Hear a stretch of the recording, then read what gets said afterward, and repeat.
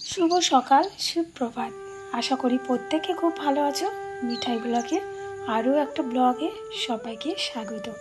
ছোটদের বুক ভরা ভালোবাসা, বড়দের অনেক প্রণাম।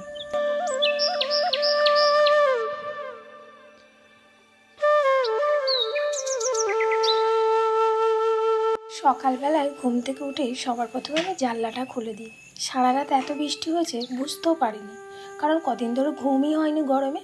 জানলা খুলে দেখছি অনেকটা জল, মানে সারা রাত বৃষ্টি হয়েছে আর সকালবেলা পর্যন্তও বৃষ্টি হচ্ছে। এখন অবশ্য ঝিরিঝিরি বৃষ্টি পড়ছে আর মেঘটাও কিন্তু বেশ জোরে জোরে চমকাচ্ছে। এদিকে কারেন্টও নেই, এদিকে গরমও লাগছে ভ্যাপসানি। ভালো লাগে না কারেন্ট ছাড়া, মনে হয় না বৃষ্টি ছাড়াই ভালো ছিলাম।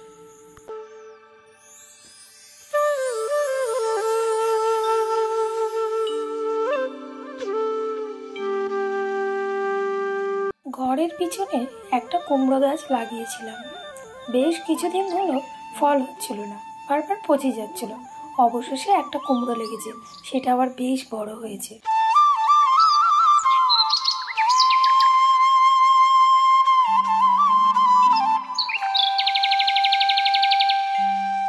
এদিকে আবার পুকুরের একটা টাটকা মাছ শ্বশুরমশাই নিয়ে চলে এসেছে। এটা আবার রুই মাছ, বেশ বড়। আগে মাছ কাটতে ভয় পেতাম, এখন আর ভয় পাই না, কিন্তু মাছ আনা দেখলে না আমার মাথাটা গরম হয়ে যায়। জানি না কেন, কারণ মাছের আঁশ ছাড়াতেই আমার বিরক্ত লাগে। আর আমার বটিটা না বড্ড ছোট। ছোট হলে কি হবে, ভীষণ ধার, কিন্তু ওই যে ব্যালেন্সটা পাচ্ছিলাম না যে কোন দিকটা দিয়ে এখন কাটবো আমি। যদিও এটা অনেক বড় মাছ, এখানে ভিডিওতে মানে ক্যামেরাতে ছোট্ট লাগছে।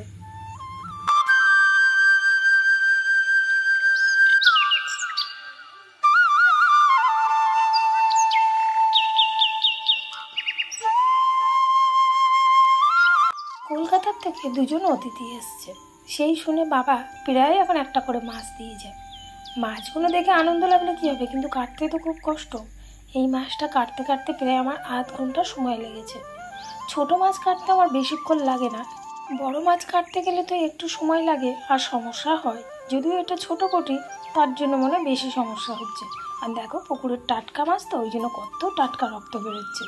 কিনতে গেলে আবার এতটা টাটকা পাওয়া যায় না।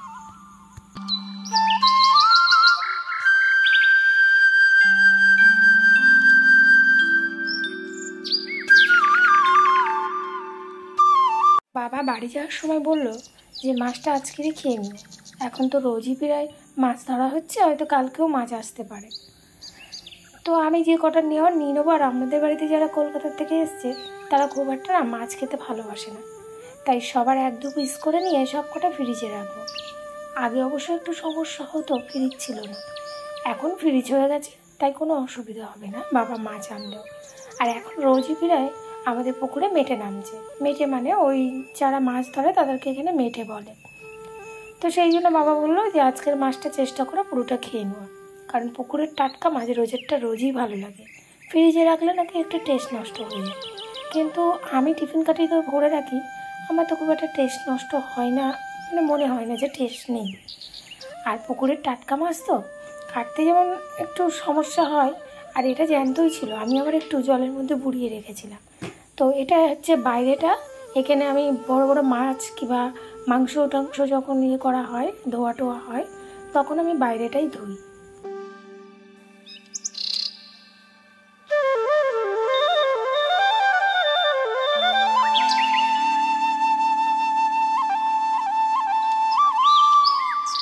সকালবেলা অবশ্য একটু বৃষ্টি হয়েছিল, তারপরে রোদের কারণে অনেক গরম।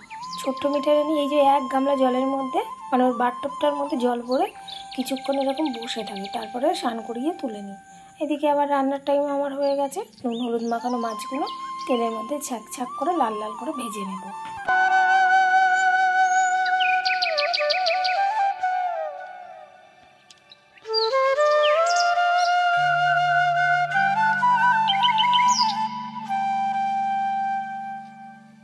মাছ ভেজে নেওয়া হয়ে গেছে, ওই তেলের মধ্যে আমি মাছের ঝোলটা বসিয়ে দেবো।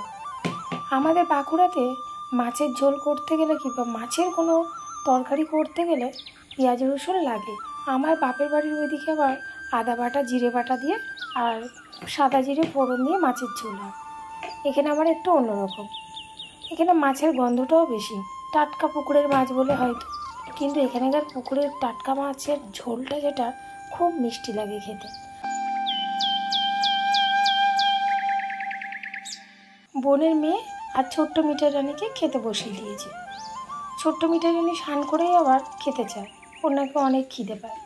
এখানে মাছের ঝোল, একটা চচ্চড়ি আর পাঁপড় ভাজা করে দিয়েছি। ওরা খেতে থাক, আমার আবার এইদিকে টুকিটাকি কাজ আছে করে নিই।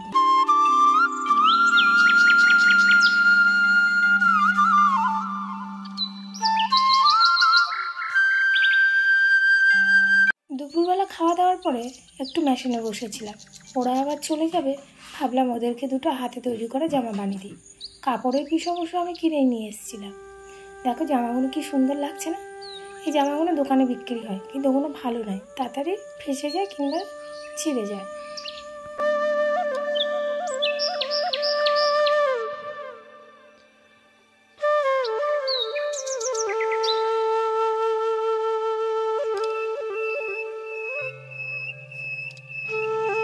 আমি ছিল কর্তা মিশায় 2-3 দিন ঘুমাতে পারিনি।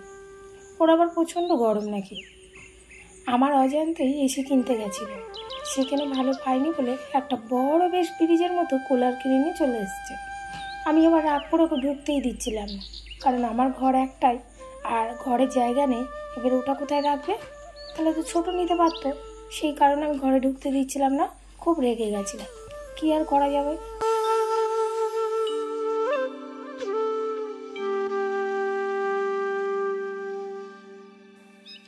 বেচারা ভাবলো বউ খুশি হবে, আবার এদিকে বলছে তোমাকে জানিয়ে গেলে তো তুমি কিনতেই দিতে না, এদিকে গরমে ঘুমাতে পারছি না। যাই হোক, কিছু করার নেই। ভিডিওটা এখানে শেষ করছি, ভালো লাগলে একটা লাইক করো। সবাই সুস্থ থেকো, ভালো থেকো।